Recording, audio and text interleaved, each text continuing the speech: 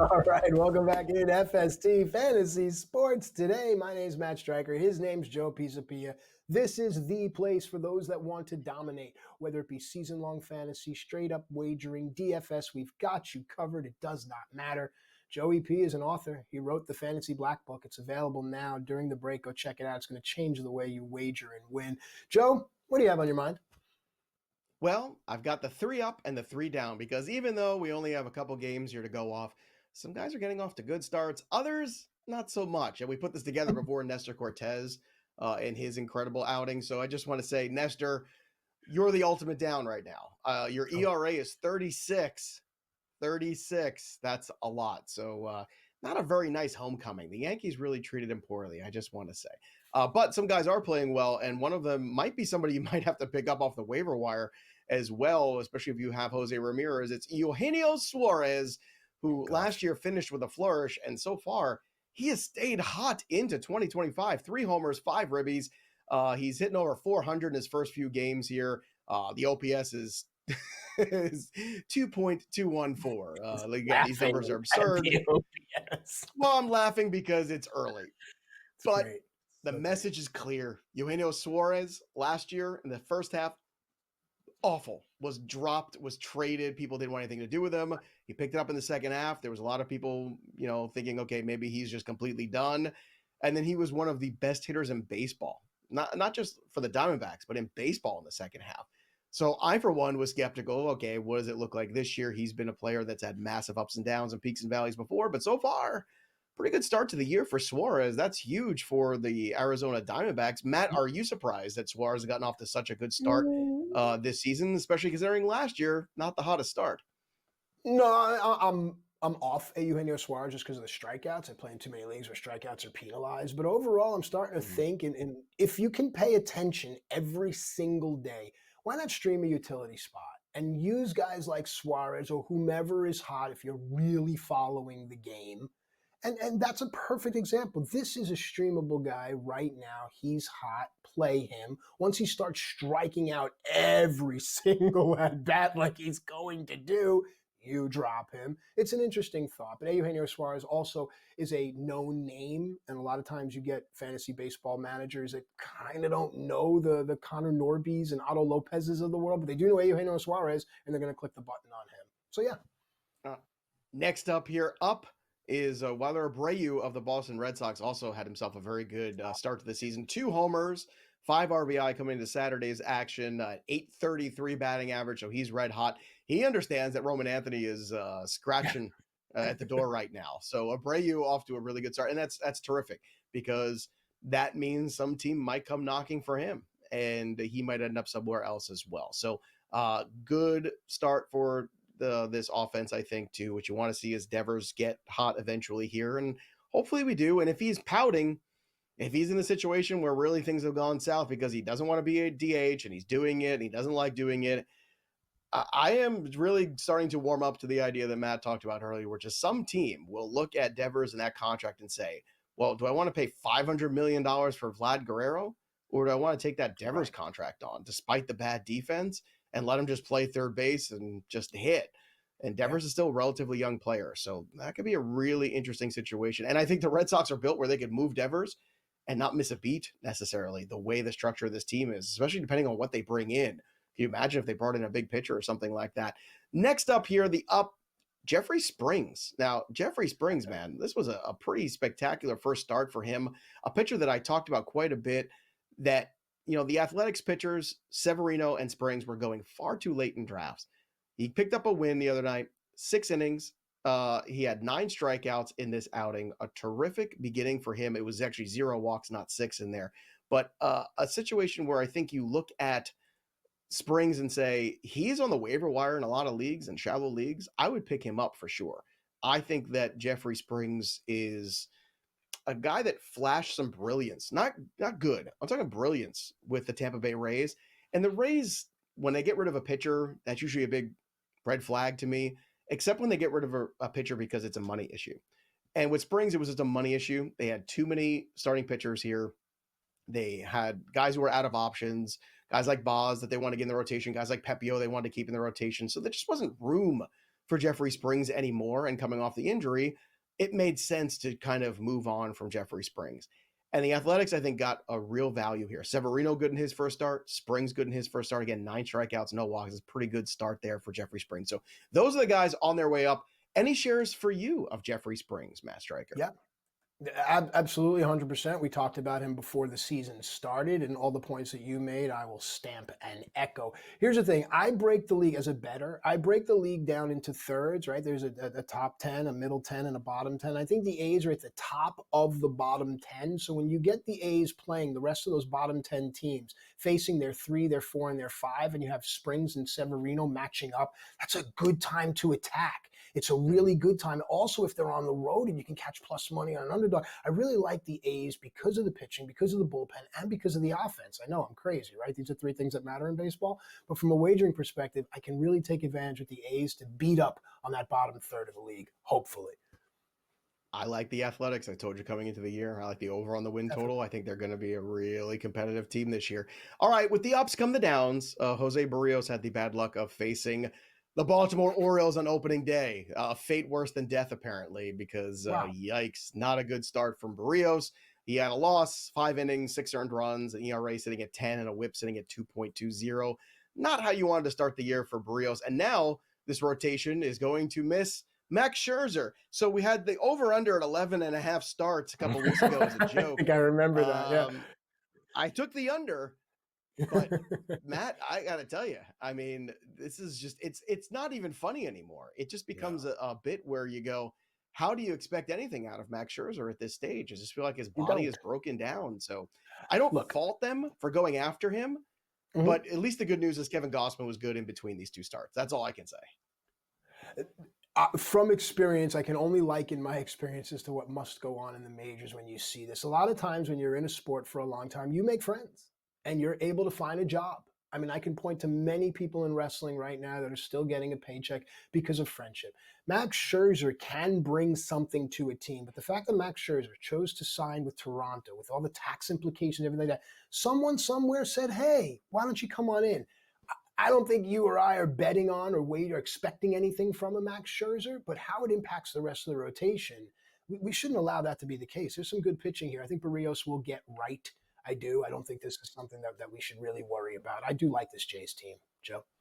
All right, next up, a guy who was on the down list for a lot of April last year, and I took a lot of shots at him, was Max Muncy, who then immediately turned things around. I got to look at the schedule, though. When does he play the San Francisco Giants next? That's when the breakout happens. You want to bet on? Oh, okay.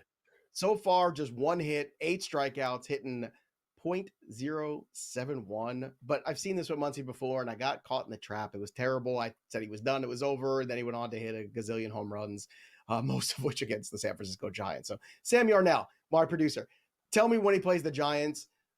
We're just going to go all in on all the home run props against the San Francisco Giants whenever that happens. Also, in fact, he's not even the best Max Muncy right now. There's another Max Muncy outplaying Max Muncy, which is going to confuse the hell out of people, because how many Max Muncies do you think there are? And next up, Rafael Devers, who we talked about before, hitless going into Saturday's game. Over his first 8 at-bats, 7 strikeouts. No bueno, so we'll keep a close eye on that. Do we know when the Giants are coming to town or when the Dodgers are going to play San Francisco, Sam? June 13th. Whoa, this could be a while. June 30th. Oh, not until June we don't play the Giants? That's crazy. All right, Matt, I know you're like me. You can never have enough pitching. So when we come back, we're going to take a look at some of the guys lined up for 2 start weeks.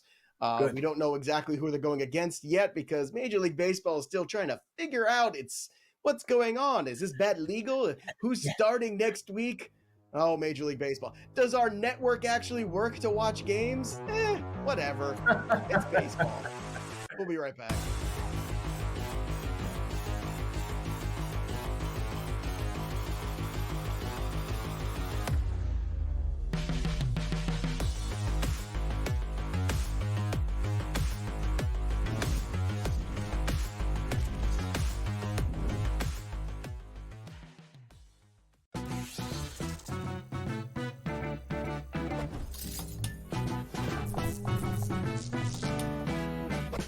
Knows how to show love to our everyday heroes. So if you're a first responder, you are in for some perks. Lots of hotels and casino offer big discounts to any first responders who can show valid work or volunteer ID.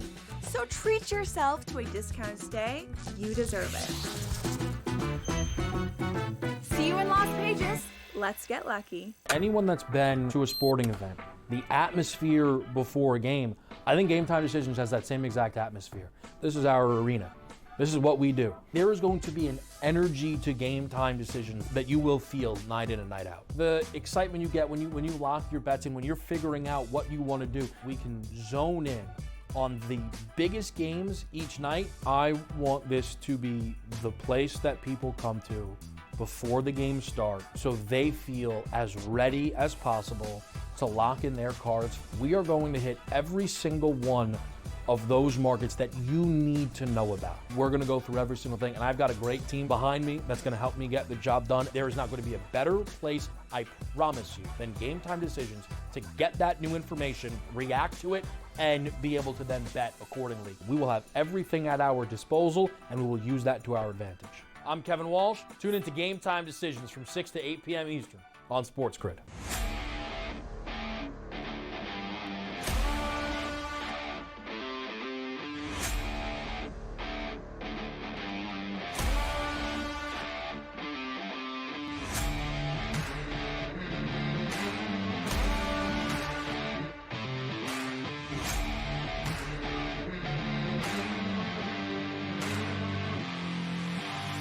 It's smarter to be on SportsGrid.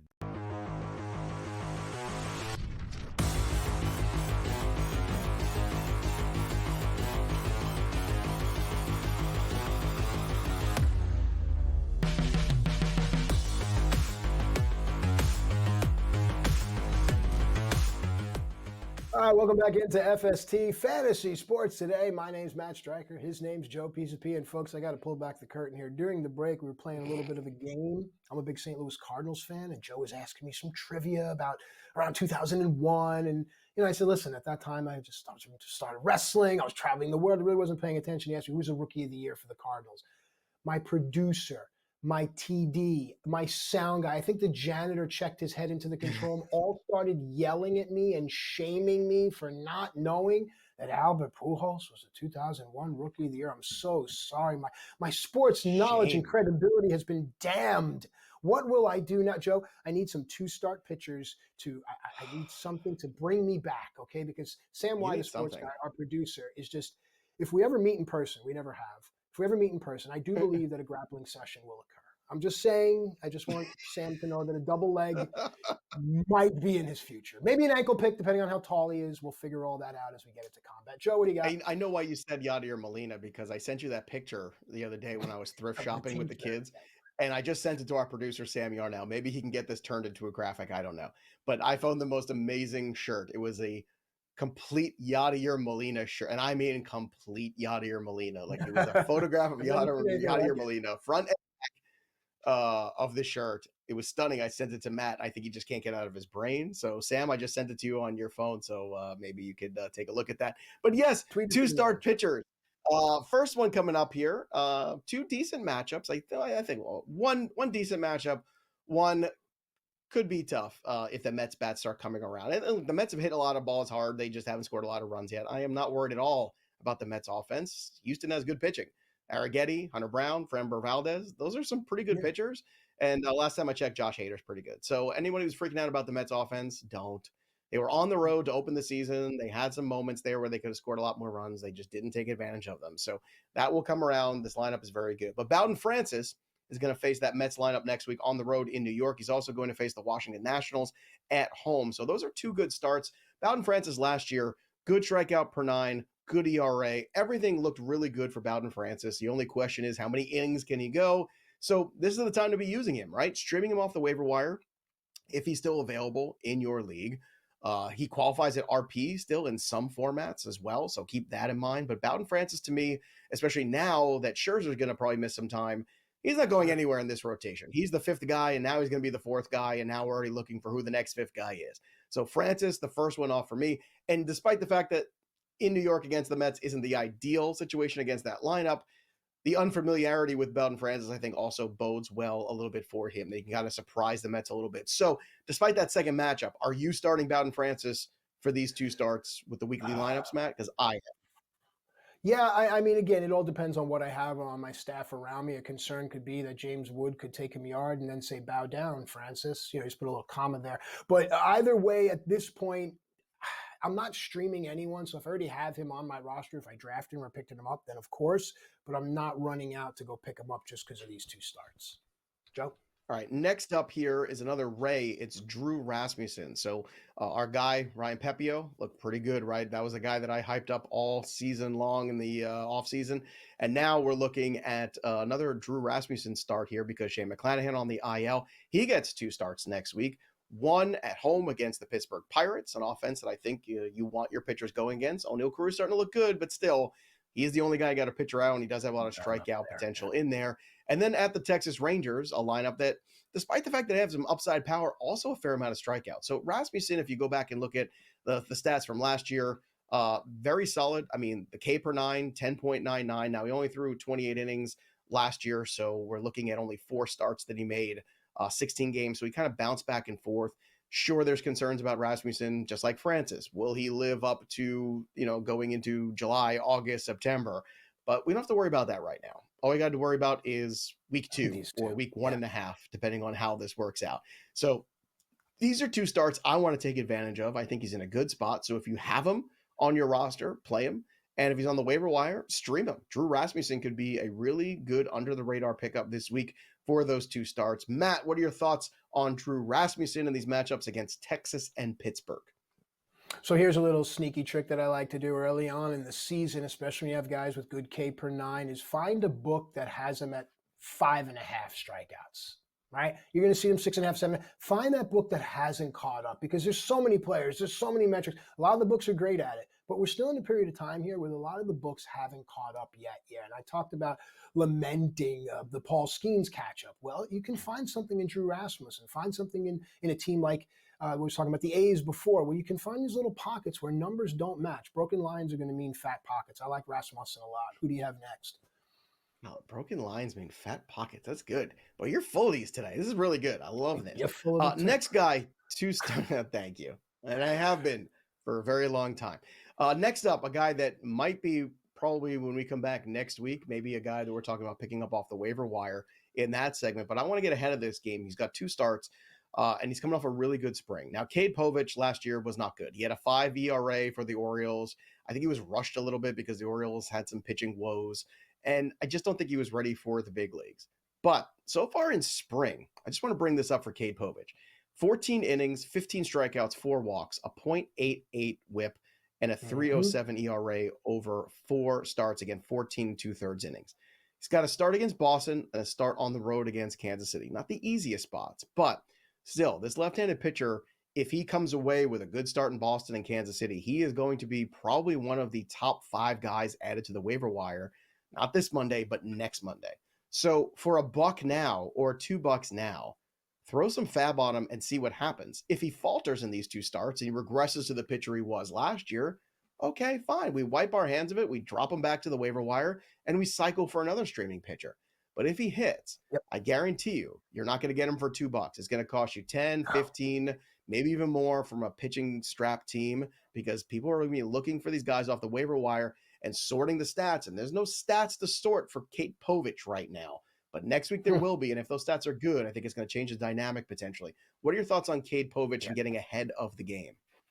This is the best one that we have on the list, in my opinion, so far here. And the reason is that sub-1 whip is going to tell you a lot. It's an ability to keep runners off of the bases. I want to see these 2 starts. If he can perform like you're saying against Boston, against Kansas City, and the O's can continue to pound runs, this is going to be fun. Joe, when we come back, we're going to look at the most dropped players.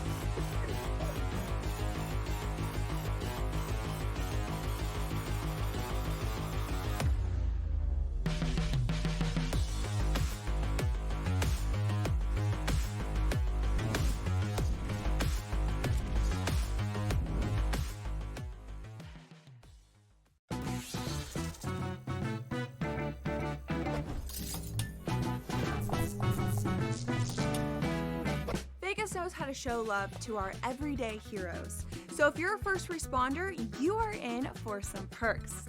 Lots of hotels and casino offer big discounts to any first responders who can show valid work or volunteer ID. So treat yourself to a discounted stay. You deserve it. See you in Las Vegas. Let's get lucky. Anyone that's been to a sporting event, the atmosphere before a game, I think Game Time Decisions has that same exact atmosphere. This is our arena. This is what we do. There is going to be an energy to Game Time Decisions that you will feel night in and night out. The excitement you get when you lock your bets in, when you're figuring out what you want to do, we can zone in on the biggest games each night. I want this to be the place that people come to before the games start so they feel as ready as possible to lock in their cards. We are going to hit every single one of those markets that you need to know about. We're gonna go through every single thing, and I've got a great team behind me that's gonna help me get the job done. There is not gonna be a better place, I promise you, than Game Time Decisions to get that new information, react to it, and be able to then bet accordingly. We will have everything at our disposal, and we will use that to our advantage. I'm Kevin Walsh. Tune into Game Time Decisions from 6 to 8 p.m. Eastern on SportsGrid.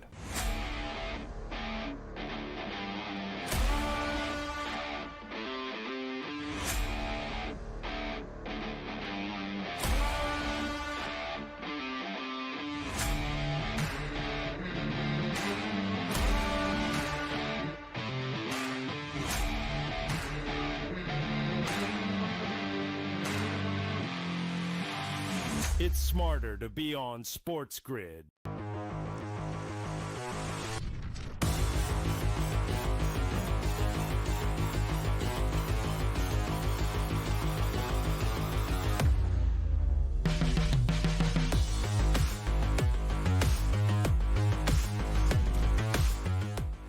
All right, welcome back into FST Fantasy Sports today. A big clamor online, Joe, at SportsGrid, at SportsGrid TV. People love the two-start segment. They're asking if you have one more two-start pitcher for this week that we can break down. Do you have one? I do. Could be dicey. He pitches on a really good team, but he's pitching against the Dodgers for one of the two starts. So the second one's against Miami. That one I like. So maybe the Dodgers, come down a little bit. It's possible. Grant Holmes had a really good 2024 for the Atlanta Braves. He also, like Rasmussen, qualifies at RP. So if you have mandatory RP spots and you don't like your closer situation, well, Rasmussen or Grant Holmes are two guys you could probably get in there. But I do want to caution, one of those starts is against the Dodgers. So you got to protect yourself a little bit. He struggled with walks a little bit in the spring. But the strikeout rate is very solid. Obviously, the Braves are a very solid offense. So you could do worse than Grant Holmes if you're desperate for some pitching right now off the waiver wire. But you do have to understand that it's a little dicey whenever you're throwing any pitcher up against that Los Angeles Dodgers team. So that's one more guy you could throw to that list. But I agree with you. I think Povich is the one that's most intriguing, not so much because of the matchups, but because of if he performs well in both of those matchups. That is a guy that next week I guarantee you is going to be one of the most added pitchers off the waiver wire, and you could just get a jump on everything and save yourself some cash. Well, in order to add someone, you must drop someone. A lot of times it's important to see who's the most dropped. So let's take a look at a pitcher and a hitter that are most dropped. And Joe, talk about where you're pulling these numbers from, and then we can dive into the players. These numbers are from CBS Sports, where you're going to find a lot more paid leagues, and that's where you want to find those numbers, because I think that's what matters. Now, these situations are all relative, because some leagues you have very short benches or limited IL spots, so you can't hold everybody. Now, you mentioned earlier the good news, quote unquote, about Jared Jones, and that being that he's got a sprained UCL. That this time they don't think he's going to have Tommy John. They expect him back sometime mid-season. Color me unoptimistic about this. Right. This is the same nonsense I heard last year where Garrett Cole wasn't going to have Tommy John. And guess what? He's got Tommy John now. Now, he did end up pitching the rest of the season, so that was fair. He did make it through. So, okay, we can call that maybe a push. Jacob deGrom had a sprained UCL. They said, he wouldn't need Tommy John surgery. Guess what? He did. So I just, if you are really strapped, if you're in a situation where you have two IL spots, and you have the opportunity that you're holding somebody that you like, let's say Ronald Acuna is one of them, right? You can drop Jared Jones, in my opinion. If you're in deeper leagues and you have the opportunity to trade him off this, I would, because somebody might bite on that news. You can stash him on the IL, but I understand the limitations. And for those leagues where you have those limitations, I'm still just very skeptical. And maybe I'm being a pessimist, Matt. Maybe you want to take the other side of this. I love Jared Jones as the pitcher. We were excited about him going into the season. But once we got that news and the second opinion, and it took a very long time to get the second opinion and all of that news to out get there the to right public. second opinion. Right. Well, it would just seem very strange. Like this happened, and then it was crickets for like a week. And then all of a sudden, then it was, oh, it's a sprained UCL. He's going to rest. He's going to rehab, and they'll be fine. Will he be fine? Okay, so here's the thing. What's the movement that caused the sprained UCL? If you continue to replicate that movement, you will eventually tear the UCL. That's the bottom line because Stone Cold said so. And overall, if you want to keep him stashed for some type of hopeful reason, go right ahead. But I think pitching is just so bountiful that you can definitely find a way. But I am a bit crestfallen, if you will, because I like Jared Jones and what he means to Paul Skeens as well. All right, give me a hitter. All right. I'll give you a hell yeah, too. Or maybe a Snell yeah. It's a baseball show. I don't know. Okay, Let's cool. get to Evan Carter, who got sent down. Wah, wah, wah. Look, Evan Carter, I told you he's going to struggle against left-handed pitchers, excuse me. I told you 2 years ago when he was going in the same ADP, actually just last year, Wyatt Langford and Evan Carter were back-to-back. I told you it was fraudulent that Wyatt Langford is by far the better player.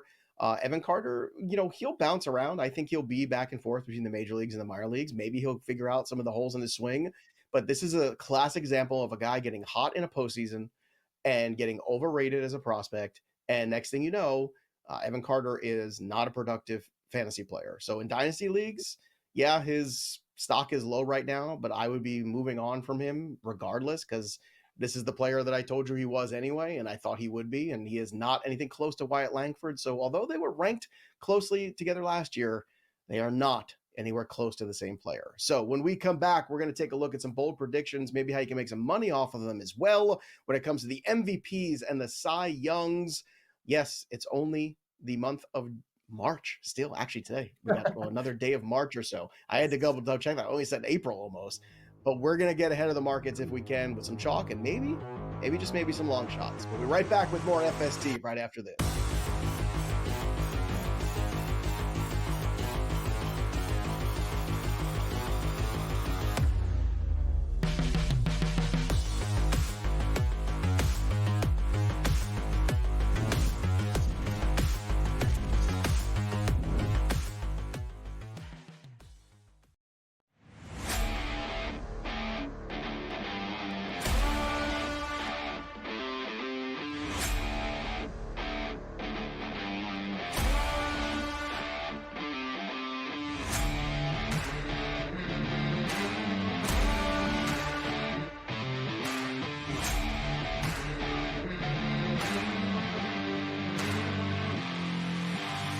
It's smarter to be on SportsGrid. You studied the stats. You had the perfect bracket until your upsets turned into regrets. SportsGrid rides the highs and lows of every buzzer beater, bracket buster, and Cinderella story. The Big Ten Freshman of the Year! Our team brings you sharp insights, real-time reactions, and all the madness. Only on SportsGrid.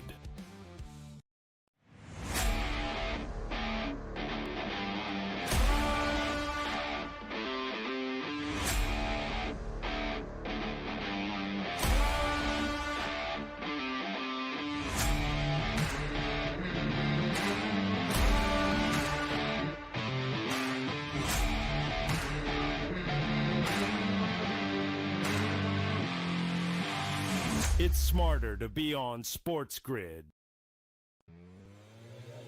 You are banking on a guy that's got one Sweet 16 berth in his career. How many years has he been a D1 head coach? What, I think 15? 18. This clown is walking into that tradition. Let me tell you something, bro. You just stepped into the hot seat because if you don't turn it around quick at Villanova, they're going to boo you out of there just like they boo you out of College Park tonight. Only on SportsGrid.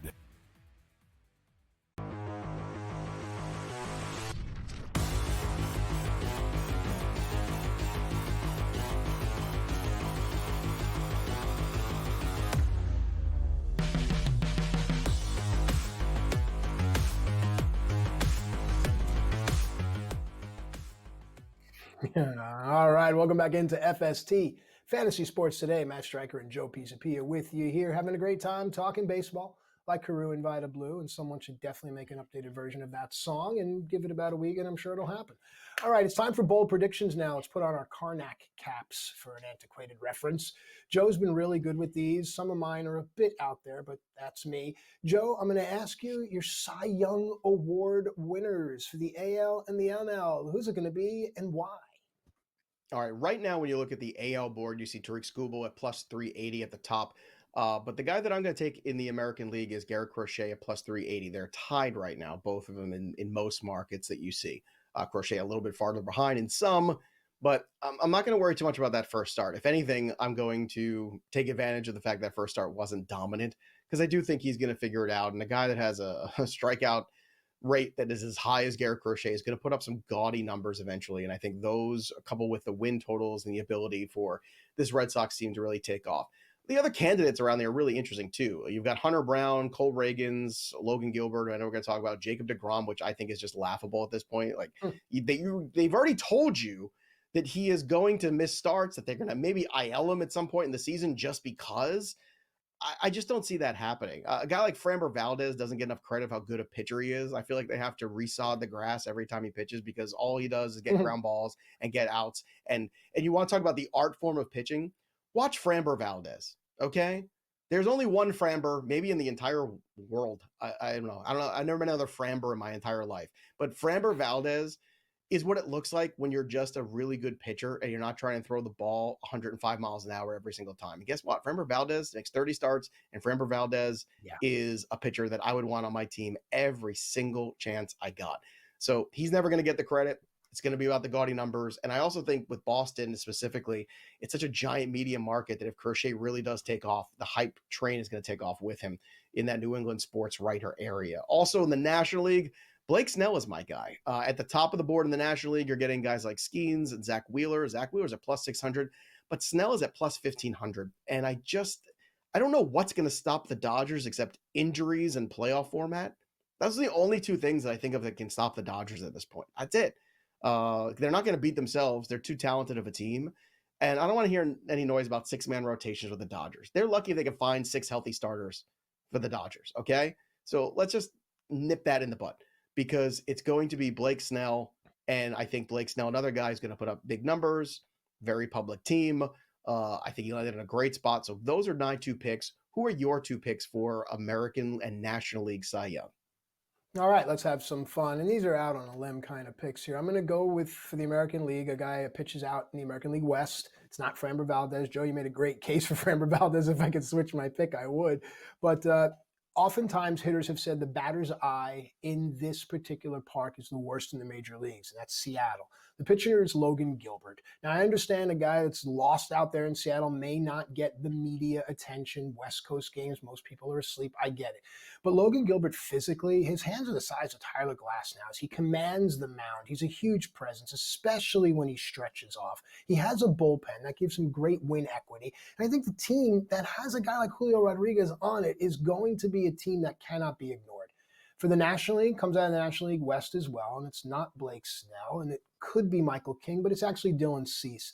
And the reason is, again, the bullpen gives him the win equity. He has enough star power in the lineup where the team is going to get attention, albeit they are on the West Coast. I think they're going to keep the Dodgers honest, but it's the strikeouts. It's the ooh and the ah of Dylan Cease that I think may command those type of Cy Young votes. These are some interesting early predictions. Joe, let's go to MVP now.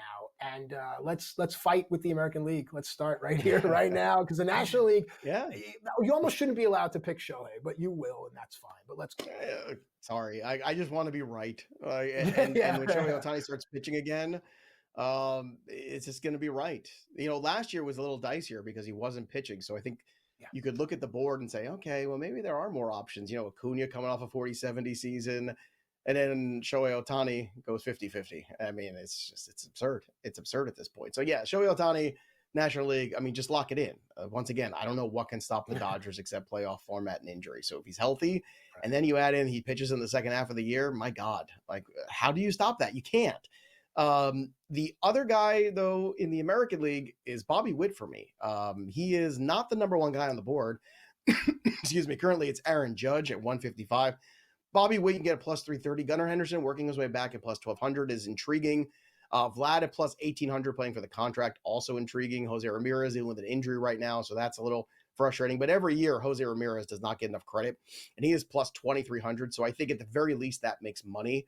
But I keep coming back to Bobby Witt Jr. because this is a player who's going to contend for a batting title.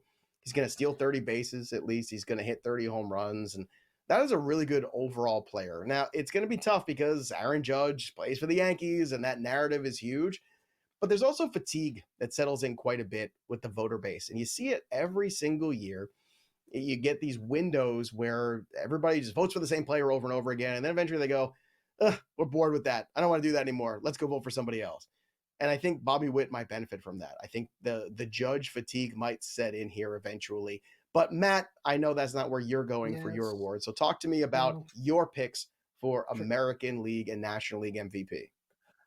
All right, and let me just say before Joe kneecaps me that my problem with Bobby Witt is that there's no protection in that lineup. Look, if Callejon comes up in June or July, a different conversation. But I don't think guys like Pasquantino and Perez are going to protect Witt to a point where teams can't pitch around. And you mentioned 30 stolen bases, 30 home runs, and a nice batting average. That's the league now, you know? I mean, why Bobby Witt? Voter fatigue, fine, I get it. I would much prefer Vlad Guerrero. Everyone seems to forget that Vlad Guerrero was flirting with a Triple Crown the year that Aaron Judge broke the home run record, right? That, to me, is absolutely amazing. He's in a contract year. I think he has protection in the lineup. I think the Blue Jays have to be good at some point, so why not now? In the National League, the reason I went with someone other than Shohei Ohtani is because if you remove Shohei Ohtani from the conversation, who's the next best player in the league, if not in all of baseball?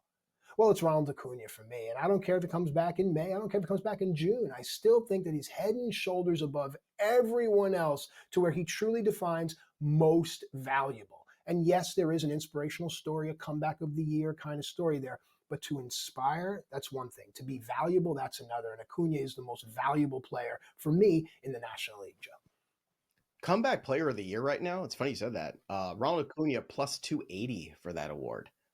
That sounds really good. I didn't even think to look at that for him. Spencer Strider, his teammate at plus 380, also intriguing. And Strider, I want to throw out there too, because he is going to be showing up sooner than later. He's plus 2,500 for this award. That is really intriguing because you can make an investment and make some money on that. That could easily get to 3-1. Also, plus 2,200 for Chris Sale, the guy who won it last year.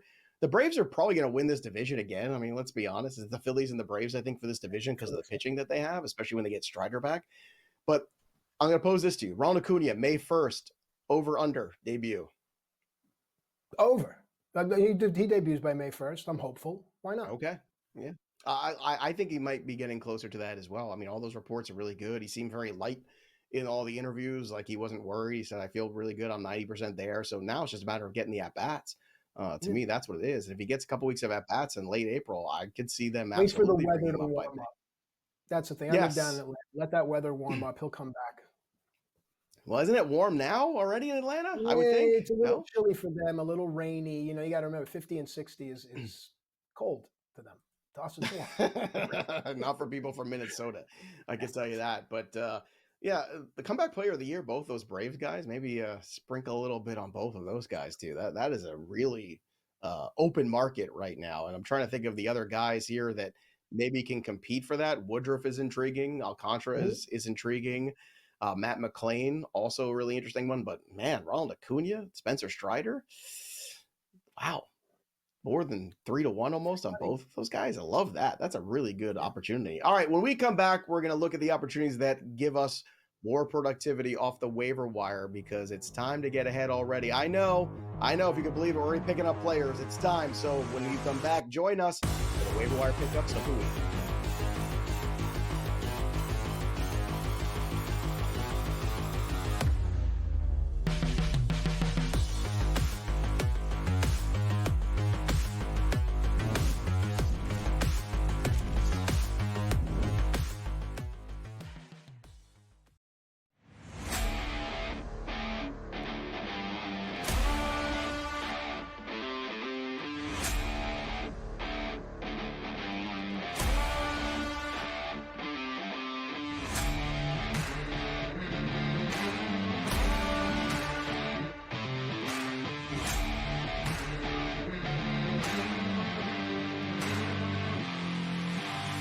It's smarter to be on SportsGrid. You studied the stats. You had the perfect bracket until your upsets turned into regrets. SportsGrid rides the highs and lows of every buzzer beater, bracket buster, and Cinderella story. The Big Ten Freshman of the Year! Our team brings you sharp insights, real-time reactions, and all the madness. Only on SportsGrid.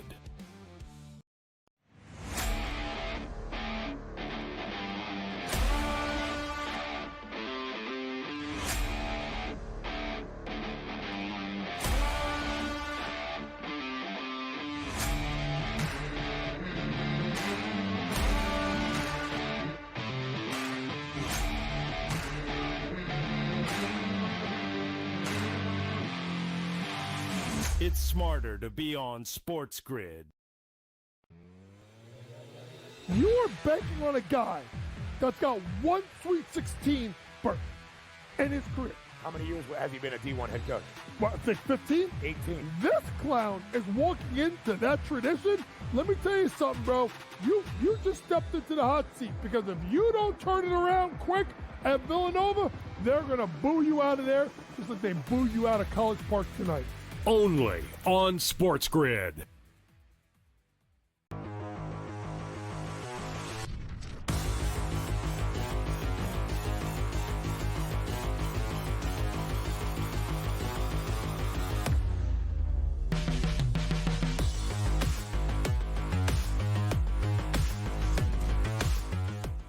All right, welcome back into FST Fantasy Sports today. Hey, folks, when you love what you do, you'll never work a day in your life. So I hope that's the case for all of you out there. And if you genuinely enjoy the people with whom you work, that really helps as well. So thank you to this great staff and crew here at SportsGrid, top to bottom, man. Everyone's fantastic, including you, Joey P.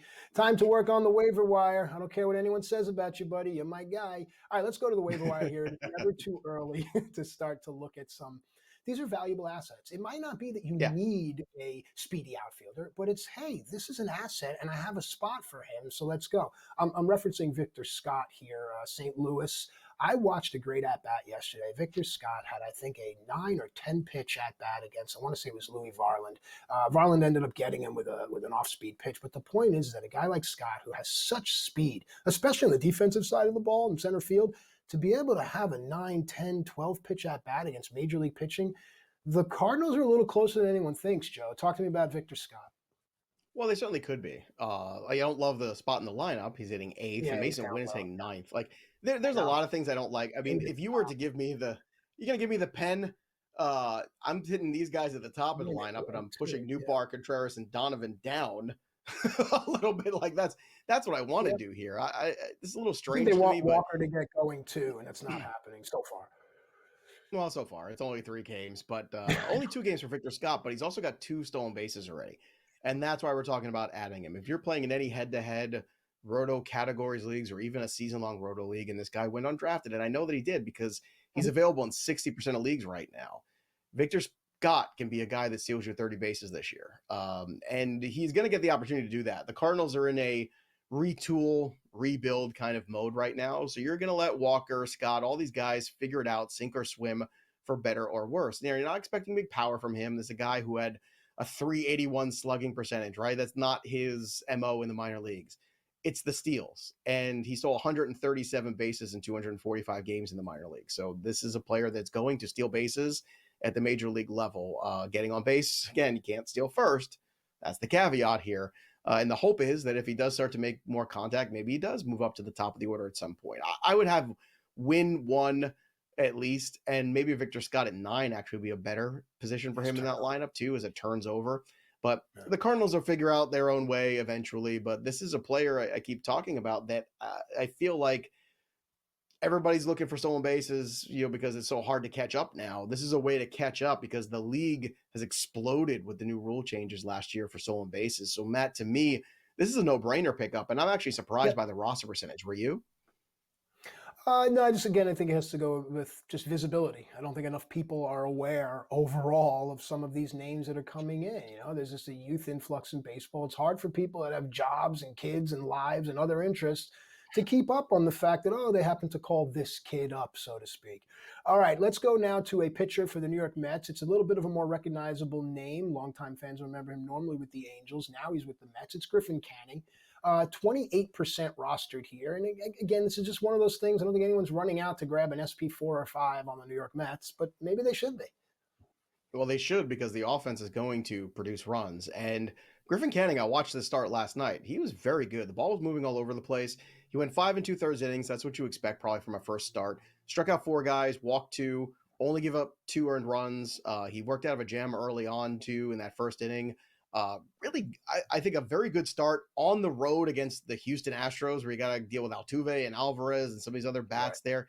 So to me, I was impressed. And I was also impressed by what you saw in the spring, which was another Mets project guy who looks like he could be the real deal. 22 strikeouts in 14 spring training innings, just 5 walks, a 1.16 whip and a 1.8 ERA. Now, I don't expect those kind of numbers from Griffin Canning, but if Canning can just be a 6-inning quality start guy, wins will follow Griffin Canning, because this offense will hit, and the bullpen is pretty good for the New York Mets. So he's going to get run support. I like him as a 4th or 5th starter. And like I said, we're already looking for pitchers to fill spots there. I mean, Sean Burke was pretty good in that first outing for the White Sox, but he is not going to get the win potential that Griffin Canning can if Canning can stick in that rotation. And I look at what Severino, Sean Manaea, Jose Quintana all did. And I think there's no reason to think that Griffin Canning can't be the next project that the Mets have that becomes just a quality start guy that gives you an opportunity, go 6 innings, give up 2 or 3 runs, pick up a W, give you 5-6 strikeouts.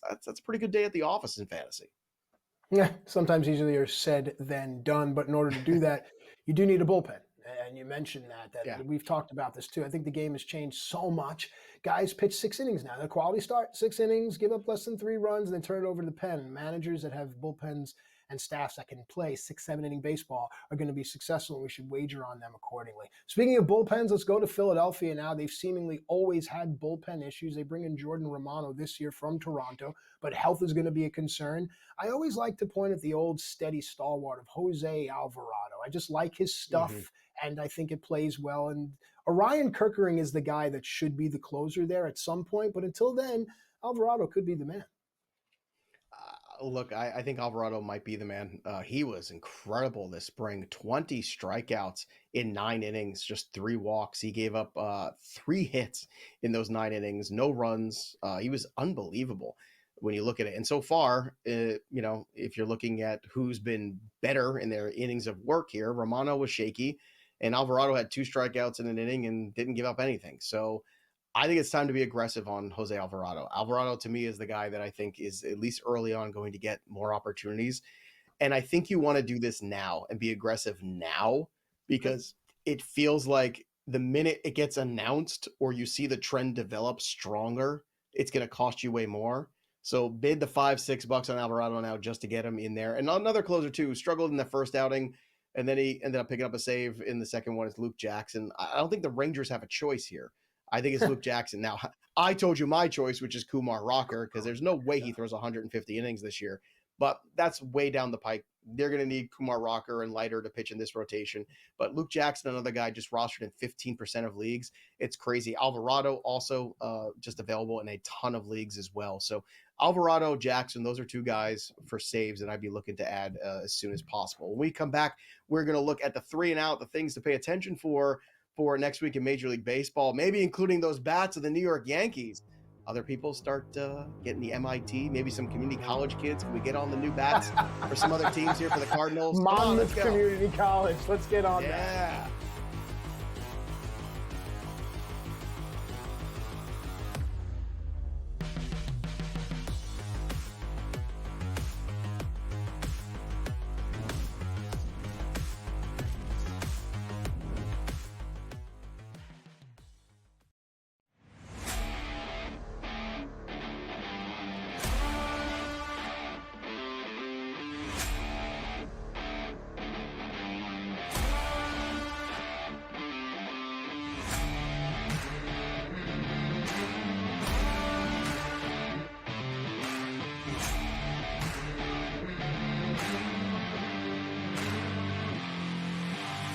It's smarter to be on SportsGrid.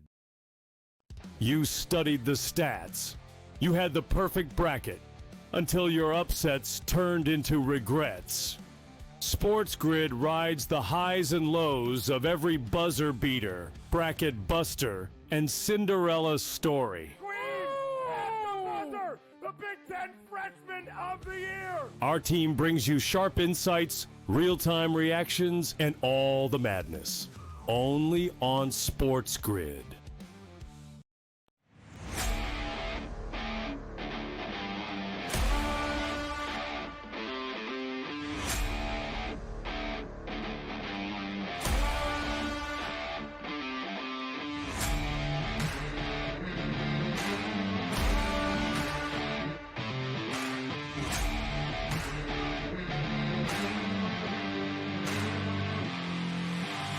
It's smarter to be on SportsGrid.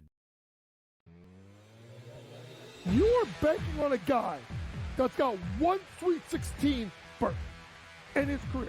How many years has he been a D1 head coach? What, I think 15? 18. This clown is walking into that tradition. Let me tell you something, bro. You just stepped into the hot seat, because if you don't turn it around quick at Villanova, they're going to boo you out of there just like they boo you out of College Park tonight. Only on SportsGrid.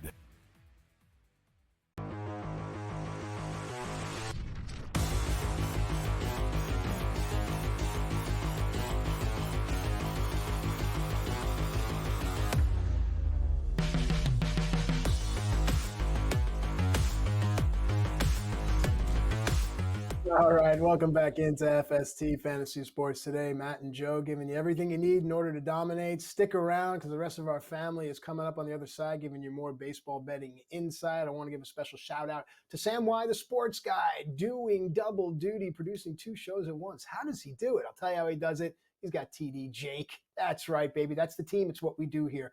All right, Joe, we were talking about in the break how certain sports have changed and how it's harder for people to watch. One thing I love about baseball is as much as it changes, it still will always remind us of what it's like to be young. That first day busting out through the front door and you didn't need a jacket. I hope that we never forget what that feels like. Let's look at 3 and out here, and let's talk about some things we're looking forward to, and let's stay young forever, my friend.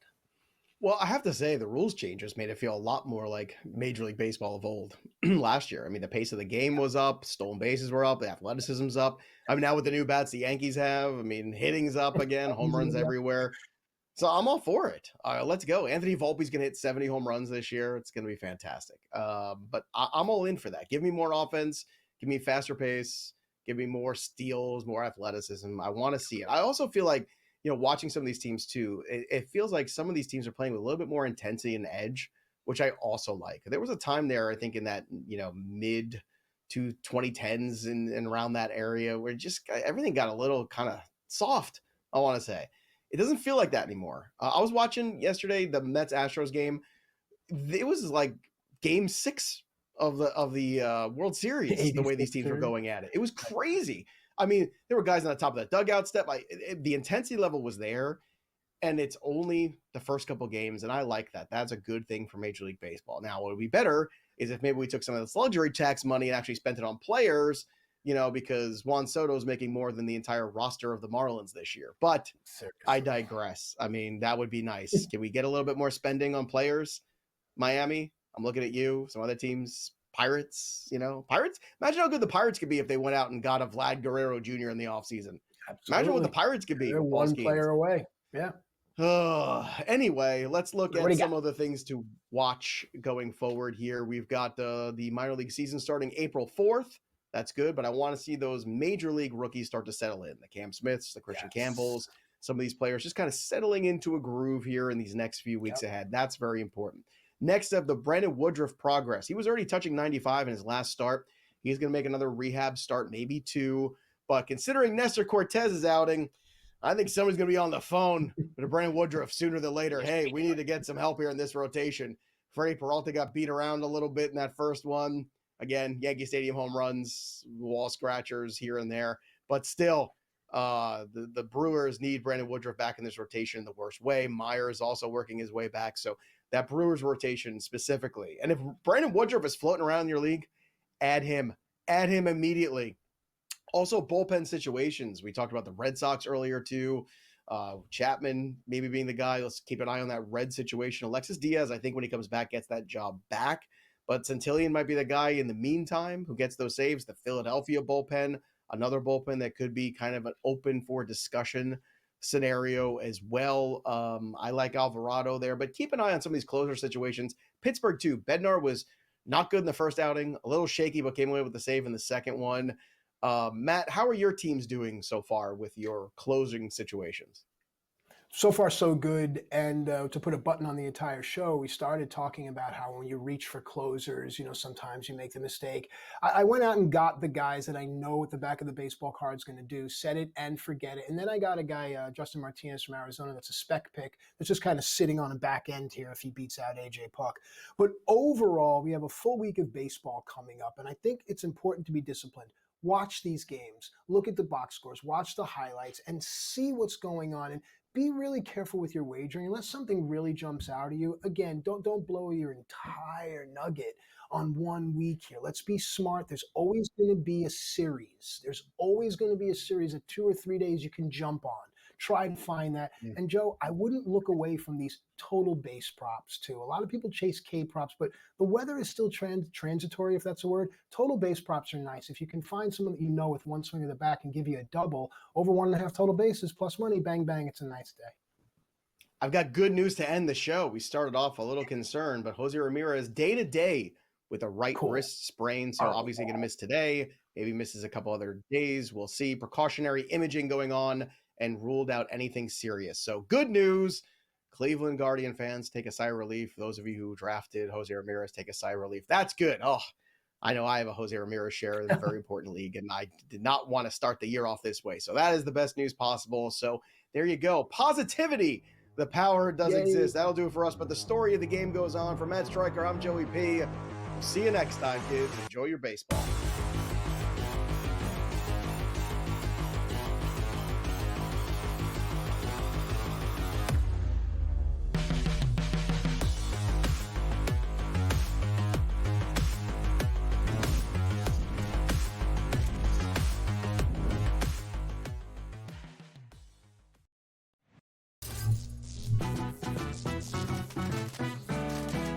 Here's a tip.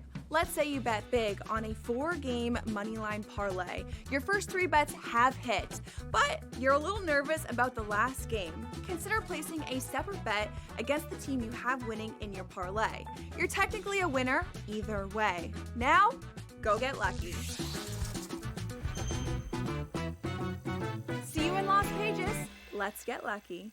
You studied the stats. You had the perfect bracket until your upsets turned into regrets. SportsGrid rides the highs and lows of every buzzer beater, bracket buster, and Cinderella story. The Big Ten Freshman of the Year! Our team brings you sharp insights, real-time reactions, and all the madness. Only on SportsGrid. Two guys that can do it all. Too much electricity this morning. This is a good time. We're having a lot of fun. I had to do a triple take. Ka-ching! Why? Because of parity. I didn't mean to offend. Yeah, it's not going to happen. Load management is a dirty word. Let him rip. You know what? Circumstances provide the results. What? How do you do this once? Oh, Donnie, you've got such a good show there. A network that is booming. The Early Line, only on SportsGrid.